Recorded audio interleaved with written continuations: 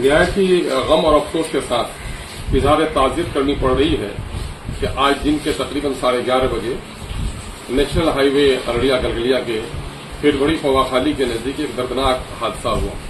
Dumper और Scorpio के टकराने के नतीजे में अररिया के मासूम फैमिली के 13 अफराद उसमें सवार थे और बुरी तरह मुतासिर हो गए। मालूम खबर के मुताबिक 6 लोगों की अब तक मौत हो चुकी है और बकिया लोग जख्मी होकर इस वक्त हॉस्पिटल में हैं।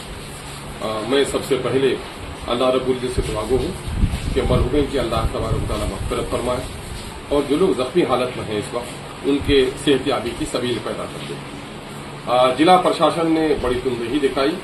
डीएम और एसपी साहब दोनों बर वक्त पहुंचे और उन लोगों की खबरगिरी की गई और जैसे कि खबर मुझे मिली है कि डीएम साहब ने हादसे की इंक्वायरी और एनएच की लापरवाही के पर भी सख्ती से नोटिस लिए। भाइयों, इस मौके से मैं इजहार गम करते हुए दो बात आपसे अर्ज करूं कि इसको दिल पर हाथ रखकर जरा सोचिए कि यूरोपीय यूनियन के 45 करोड़ की आबादी में 2022 में तकरीबन 20 से 22 हजार लोगों का एक्सीडेंट हुआ और हिंदुस्तान जो उससे तिगुना आबादी कह लीजिए, यहां 1,66,000 लोगों का एक्सीडेंट हुआ और मैं दावे के साथ कह सकता हूं कि किशनगंज जिला में यकीनन है कि साल भर में कम से कम 5,000 से कम एक्सीडेंट्स नहीं होते होंगे। बहुत सारे की रिपोर्ट हो पाती है, बहुत सारे की रिपोर्ट नहीं हो पाती है। टांग टूटने, हाथ टूटने का वाकया तो रोजमर्रा का मामला है और ये एक नहीं है और दर्जनों जगह पर हो रहा है। इसकी वजह क्या है? सबसे पहली वजह यह है कि ट्रैफिक रूल्स का वायलेशन।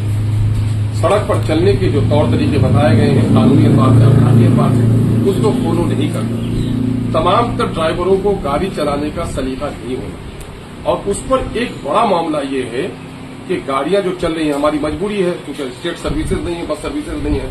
लोग 2 चक्का 3 चक्का ही से बीमारों का मामला है, खरीदारी का मामला है, रोजगार का मसला है, ट्रेन में है, आना है, जाना है और एक वाहिद शहर है किशनगंज, तो इसमें काफी भीड़ लगी रहती है।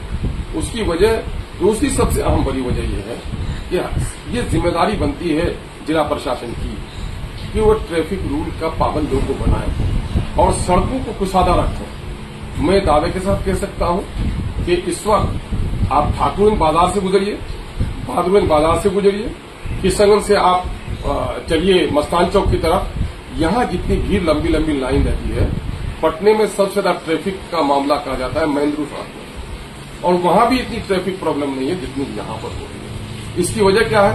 इसकी सबसे बड़ी वजह यह है कि सड़क किनारे जो दुकानें लगी हैं, इन दुकानदार भाइयों ने अपनी चाहे तो उनके दुकान के आगे किसी ने दुकान लगा दी है या जिन लोगों की दुकानें हैं उसने 5 फीट, 7 फीट, 8 फीट, 10 फीट तक दुकानें आगे बढ़ा दी है और हमारे कोई शरीफ आदमी टोकने के लिए तैयार नहीं है, कोई नेता टोकने के लिए तैयार नहीं है और पुलिस वाले इस पंगे में नहीं पड़ना चाहते हैं।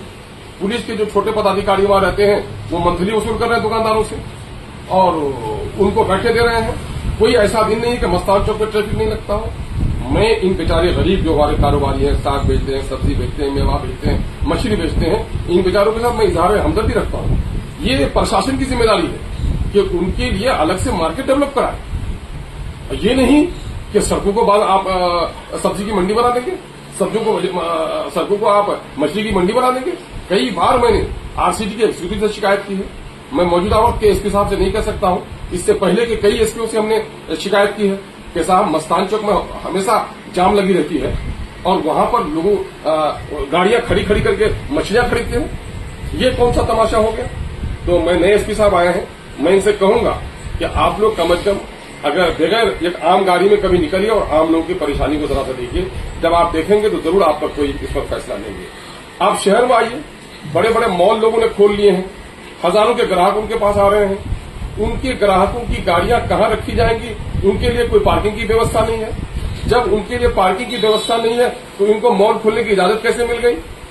बड़े बड़े हॉस्पिटल्स खुले हुए हैं, उनके आगे गाड़ियों की कतारें लगी हुई हैं। जब पार्किंग की व्यवस्था नहीं है तो आपने हॉस्पिटल खोलने की कैसे इजाजत दे दी? ये बात निहायत ही तकलीफ की है। पूरे शहर में बेशतर जगहों पर लोगों ने दुकानों के आगे सड़कों के दुकानें बना ली हैं। बहुत सारी जगहों पर सड़कों पर दुकानदारी के नतीजे में लोगों को परेशानी हो रही है। मैं एक बार फिर गुजारिश करूंगा जिला प्रशासन से, मैं डीएम साहब से और एसपी साहब से कि इस बात पर जरा नोटिस लें, क्योंकि हर महीने में जो हमारे दर्जनों नौजवानों का हादसा हो रहा है, बेवाएं हो रही हैं, बच्चे यतीम हो रहे हैं, कितने का सुहाग हो रहा है, माओं और बाप के अरमानों पर पानी फिर रहा है। एक एक व्यक्ति, एक एक नागरिक जो अनमोल है, उसकी कोई कीमत नहीं लगाई जा सकती।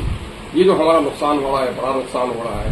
मैं आम नागरिकों से भी गुजारिश करूंगा, सामाजिक कार्यकर्ताओं से भी गुजारिश करूंगा कि सड़कों को कुशादा बनाइए, प्रशासन की मदद कीजिए। मैं प्रशासन के लोगों से भी कहूंगा कि आप फौरी तौर पर कदम उठाइए, ट्रैफिक रूल्स लोगों को समझाइए और ट्रैफिक रूल्स को सख्ती से नाफिज कीजिए। और एनएच के लोगों ने बड़ी जल्दबाजी दिखाई। मोदी जी ने इसको 26 जनवरी में ही कहा था कि पूरा कर लो। 26 जनवरी तक पूरा नहीं हो सका। इलेक्शन से पहले इसने हरी झंडी दिखा दी कि प्रोजेक्ट कंप्लीट हो गया। अभी तक वो प्रोजेक्ट इनकम्प्लीट है। कई जगह मराडंगा चौक के पास भी हादसा हो रहा है, इसलिए कि वहां अंडरपास नहीं दिया गया। महदी चौक के पास भी अंडरपास दिया गया तो सलीके से नहीं बनाया गया।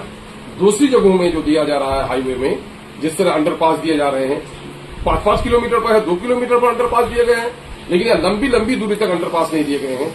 अभी तो सड़क कंप्लीट नहीं हुई। अगर ये सड़क कंप्लीट होगी तो दर्जनों हादसा टीवी होंगे। अच्छा हुआ है डीएम किशनगंज ने नोटिस दिया है एनएच के लोगों से। अब भी जो कुछ किया जा सकता है एनएच पर एक्सीडेंट्स को रोकने के लिए, वो जरूर किया जाए। मुमकिन है मेरे इस बात से बहुत सारे लोगों को, कारोबारी भाइयों को और बहुत सारे सुलगाने वाले नेताओं को भी तकलीफ होगी। मेरे जुमले को तोड़ मरोड़ कर पेश करेंगे, लेकिन मेरे भाई हक बात तभी होती है। सच बात लोगों को कहना चाहिए। ये एक मुहस्सब शहर की, एक मुहस्सब आबादी की निशानी होती है कि कुशादा सड़कें हो, मुसाफिरों को आने जाने में दुश्वारी पैदा न हो। किशनगंज के अतराफ में अभी जो टाउन में इजाफा हो रहा है, जितनी कॉलोनियां बस